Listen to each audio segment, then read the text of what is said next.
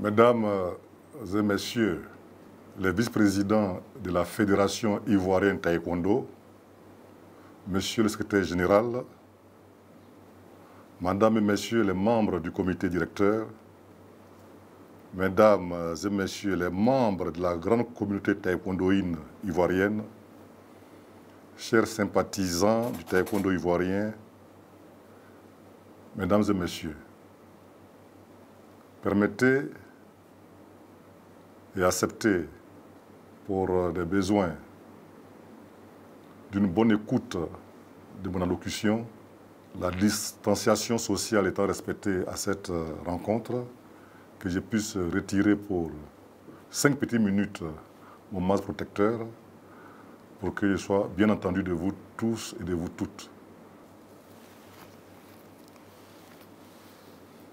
Chers taekwondoïnes ivoiriens, notre pays, la Côte d'Ivoire, tout comme le monde entier, est frappé depuis quelques mois par la pandémie du coronavirus, une maladie qui n'épargne aucune classe sociale, aucun clan religieux, aucune catégorie d'âge, aucune barrière tribale. Que vous soyez enfant, jeune, adulte, vieux, femme, riche, modeste, vous n'êtes pas à l'abri du Covid-19. Si vous ne respectez pas les mesures barrières fortement conseillées par son Excellence Alassane Ouattara, président de la République Côte d'Ivoire, et le Premier ministre Second Coulibaly, et tout le gouvernement de Côte d'Ivoire, nous allons vivre la période la plus dramatique de la Côte d'Ivoire par des morts en cascade. Nous vivons donc une situation exceptionnelle. Et il importe que nous, communauté du taekwondo, première fédération sportive de Côte d'Ivoire, classée première fédération de taekwondo en Afrique, soyons un exemple pour accompagner cette grande lutte collective contre cette pandémie. Nous devons donc contribuer efficacement à briser la chaîne de transmission de cette terrible maladie. Chers taekwondoïnes, la charge que m'imposent mes fonctions professionnelles et surtout le recul nécessaire à m'adresser à vous en connaissance de cause me font prendre la parole aujourd'hui. Je saute ce silence. Nous avons d'abord commencé, Monsieur le secrétaire général de la Fédération et moi-même, à vous adresser des messages écrits. Mais nous pensons qu'il est temps que nous parlions directement. Mon rôle en tant que président de la Fédération ivoirienne taekwondo étant de veiller aux intérêts du taekwondo ivoirien, je vous rends compte que malgré la grisaille causée par cette pandémie, je suis heureux de vous annoncer que le centre sportif, culturel, éthique ivoiro-coréen Alassane Ouattara est totalement achevé. Et je suis heureux qu'en tant que président de la Fédération ivoirienne taekwondo, j'en suis le directeur du projet. Nous avons tenu, il y a de cela quelques semaines, un important atelier de validation du plan d'affaires de ce centre sous la haute autorité du cabinet du Premier ministre et les conclusions sont en attente de validation. Sinon, ce centre aurait été inauguré en mars dernier, n'eût été cette crise sanitaire. En votre nom à tous, chers taekwondoïnes, je voudrais traduire notre infinie reconnaissance et nos gratitudes au gouvernement coréen, à l'Agence coréenne de coopération internationale, la COICA, à son Excellence le Président de la République, son Excellence Alassane Ouattara, qui a accepté la prise en charge de la contrepartie ivoirienne, et à son Premier ministre, qui ont permis la réalisation de ce rêve tant caressé par nos communautés depuis des lustres.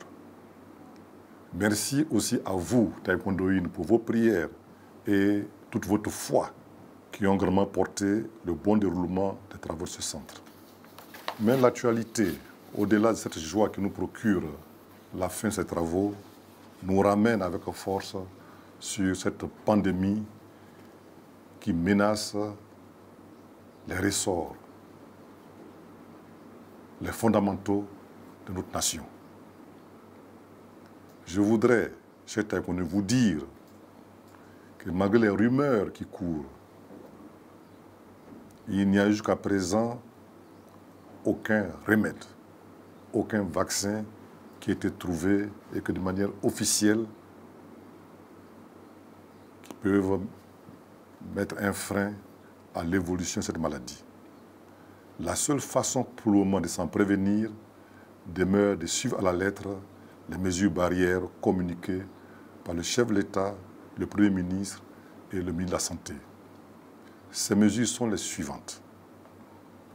Et en tant que taïkwondoïne, habitué à pratiquer le pumse, à répéter des mouvements inlassablement, il n'y aura pas là matière à vous imposer un rituel quand il s'agit de vos vies et de la vie de vos semblables. Il s'agit de se laver régulièrement les mains au savon ou avec une solution hydroalcoolique au moins toutes les 2 heures.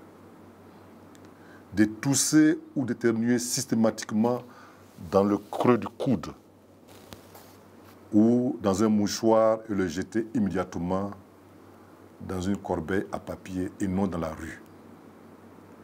Il s'agit de se saluer sans se serrer la main, sans accolade et sans embrassade. Nous sommes habitués, taïkwondoïnes, à nous saluer les mains contre le corps respectueusement. Cela suffira et nous devons l'initier, l'apprendre à tous et à chacun.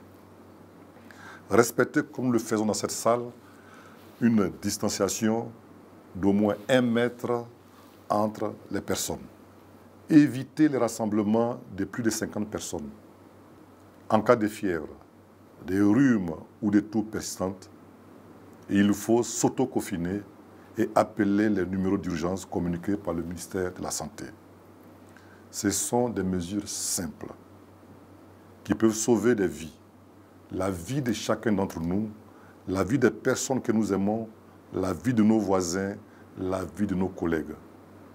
Ces mesures sont surtout de nature à briser la chaîne de propagation de la maladie pour la bouter très vite hors de nos frontières.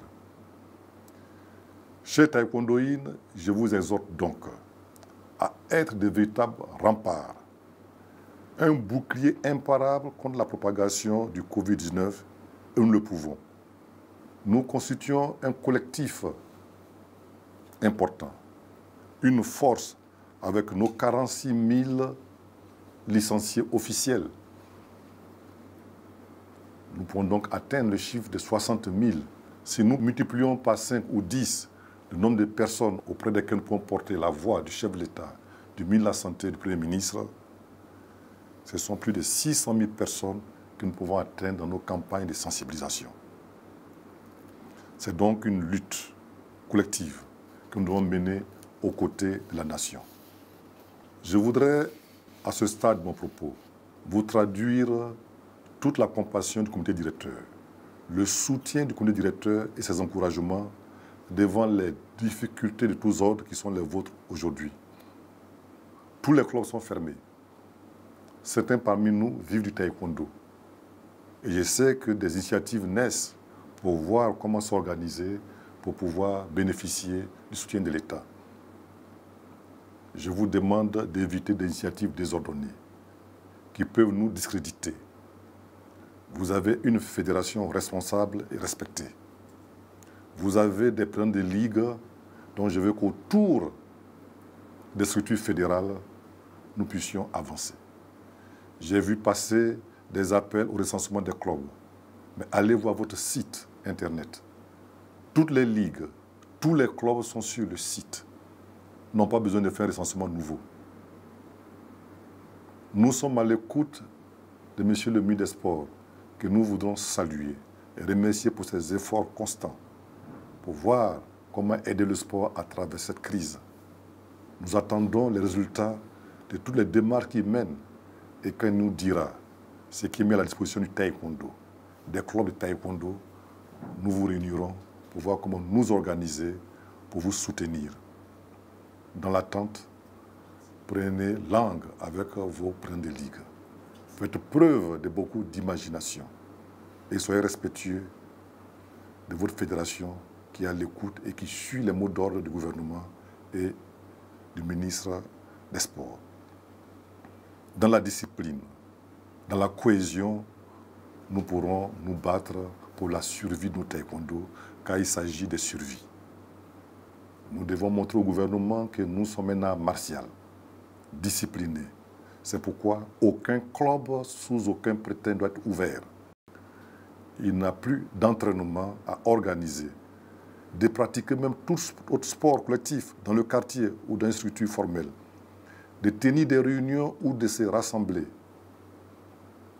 Vous devez respecter toutes les mesures barrières. Je mène actuellement des réflexions avec la direction technique nationale pour nous organiser et mettre très vite à la disposition de façon digitale, notamment sur nos supports de communication, notre page Facebook et le site de la Fédération ivoirienne Taekwondo. Nous avons le meilleur site, l'un des plus beaux sites sportifs. Le DTN est invité avec les entraîneurs à concevoir des moyens de mise en forme de nos athlètes de haut niveau chez eux à domicile, avec un partenaire, avec un parent pour pouvoir travailler. Je donne dès maintenant instruction à M. le directeur technique national, M. Niava, de s'organiser avec la DTN, les coachs, pour pouvoir formater un système quotidien de mise à niveau, de contact par WhatsApp, par petites vidéos entre nos 4 athlètes qualifiés pour les JO, pour leur mise en forme. Il s'agira donc d'un télé-entraînement comme préconisé par le ministre de l'économie numérique et de la Poste. Il est donc question de proposer un programme de préparation permettant à ces athlètes de haut niveau de poursuivre l'entraînement sans sortir de chez eux. Nos athlètes, je veux dire les 4, Cissé Cheikh Salah, Babi Ruth, Bané Seydou et Traouamita Charlène, étant tout juste 4, je demande au président de la commission médicale de nous dire s'il est possible, après avoir pris contact avec le ministère de la Santé, de pouvoir les entraîner dans une salle et les maintenir en forme jusqu'aux Jeux olympiques prochains.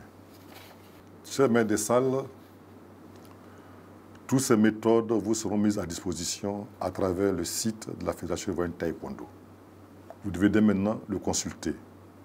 Vous devez continuer à occuper sainement vos élèves sans que ces derniers ne quittent leur maison. Je voudrais déjà saluer parmi vous des maîtres qui ont eu déjà cette heureuse initiative, mais elle doit être coordonnée par la commission formation-évaluation. Au-delà du taekwondo, l'heure est aussi à l'apprentissage de la discipline à domicile. Des questions simples. Qu'est-ce que l'élève fait à la maison? Aide-t-il papa et maman à rendre la maison propre? Continue-t-il d'étudier et d'apprendre ses leçons? Nous avons l'ambition d'être une fédération qui participe à l'avènement de l'Ivoirien nouveau. Donc, au-delà du taekwondo, la discipline, le respect de la famille doit être inculqué par vous et vous l'avez dans vos bréviaires, dans vos manuels de passation de grade. C'est le moment de pouvoir aider les familles à pouvoir maîtriser les enfants à la maison à travers une discipline et un savoir-être, un savoir-vivre en famille. Je voudrais demander à M. le secrétaire général de la Fédération, à qui j'adresse mes félicitations, de tout mettre en œuvre pour que la Fédération ivoirienne, à travers son administration, survive à la crise. Un système a été mis en place de vacations. Il n'y a plus de passage de grade. Il n'y a plus aucun fonds mis à disposition de la Fédération. Cependant, ces mères de famille, ces pères de famille doivent continuer à être entretenus par la Fédération. Nous nous organiser pour que ces personnes continuent à travailler dans la sérénité. Il vous appartiendra, monsieur le secrétaire général, de nous faire des propositions pour voir comment faire vivre nos salariés au niveau de notre siège. Pendant ce temps, il importe que nos sites internet soient mis à jour. Et c'est pourquoi M. Até Gomez et M. Claude Guy Kwame, qui sont nos webmasters, doivent, en relation avec le secrétariat général, avec la commission formation et évaluation, concevoir une page pour toutes ces formations, pour toutes ces informations qui doivent circuler rapidement vers nos maîtres des salles, vers nos taekwondoïnes. Dans le même ordre d'idée, le grand maître Di Lucien, vice-président en charge de la formation, de l'enseignement du taekwondo dans les institutions supérieures d'enseignement public et privé, de nous organiser la continuation des cours du master du taekwondo à l'INGS.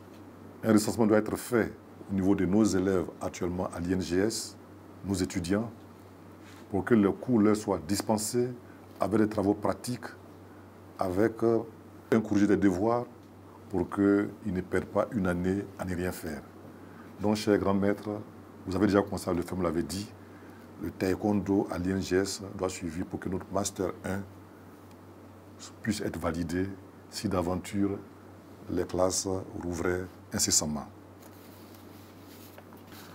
Je me répète, et il est très important de le dire, Monsieur le Président de la Commission Formation et Évaluation, Maître Ibrahim Ouattara, doit concevoir avec nous, avec les grands maîtres, avec le secrétaire général, un système de passage de grade à distance, si cela est possible. Cela se fait déjà au niveau de la Corée. Vous devez réfléchir à cette possibilité. La crise est encore là. Elle n'a pas dit son dernier mot. Combien de temps allons-nous rester dans cette situation? Vous devez réfléchir plus long terme. Je voudrais donc insister pour que la solidarité soit de mise. Et vous comprenez aujourd'hui, quand j'ai prêché dans le désert, quand je disais que nous sommes une grande fédération, nous devons rendre notre fédération forte financièrement. Qu'il fallait que les maîtres des salles acceptent de financer la fédération en acceptant que la fédération puisse bénéficier des retombées des cotisations dans leur club. J'ai fait une grande campagne dans les ligues. Mais aujourd'hui, toute cette campagne a accouché d'une souris malingre, rien. Vous comprenez aujourd'hui que si nos fédérations étaient fortes, elles auraient pu réagir. Quand on m'appelle président, ma seule source de revenus, c'était mon club. Qu'est-ce que vous pouvez faire pour moi? Nous avons 355 clubs qui sont aujourd'hui fermés. Les 3/4 des maîtres des salles ne vivent que du taekwondo. C'est une grave crise. Nous allons réfléchir et voir comment, par des petites cotisations, venir en aide aux plus nécessiteux parmi nous. Mais cela veut dire qu'au niveau des ligues déjà, un sursaut de solidarité s'organise pour aider les clubs. Ils se connaissent, ceux qui sont dans le besoin, pour pouvoir aider les uns les autres par un appui alimentaire. Je voudrais partager avec vous, je l'ai toujours eu, depuis que tout jeune, maître des salles à l'AUC, ma grande vision pour le taekwondo. Elle est là, elle est intacte. Le chemin parcouru, je ne le considère même pas comme la moitié du chemin. Nous avons des grandes ambitions. Vous avez aujourd'hui de grandes ambitions. Et cette crise va encore nous mettre dans une posture de combat. Pour que l'éveil soit fort, nous devons être unis autour de notre fédération, autour de nos maîtres, autour de nos présidents des ligues, pour qu'au sortir de la crise, le taekwondo renaisse avec des structures fortes. Je voudrais donc vous remercier pour ceux qui ont des initiatives qui vont dans ce sens. Vous remercier pour ce que vous allez faire pour qu'autour de vous, vous soyez un exemple de sensibilisation, de communication, pour qu'on vous imite dans cette lutte contre le Covid-19. J'ai la ferme conviction que notre pays, avec à sa tête le président Alassane Ouattara, le premier ministre Gon Coulibaly et toutes les mesures prises que vous lisez dans les journaux, pourra gagner cette bataille et en sortira grandi. Le taekwondo ivoirien continuera sa grande marche, sa grande épopée pour devenir le sport qui aura inculqué aux Ivoiriens le sens du savoir-être et du bien-être dans une communauté nationale. Que Dieu bénisse nos beaux pays, la Côte d'Ivoire et le taekwondo ivoirien. Je vous remercie.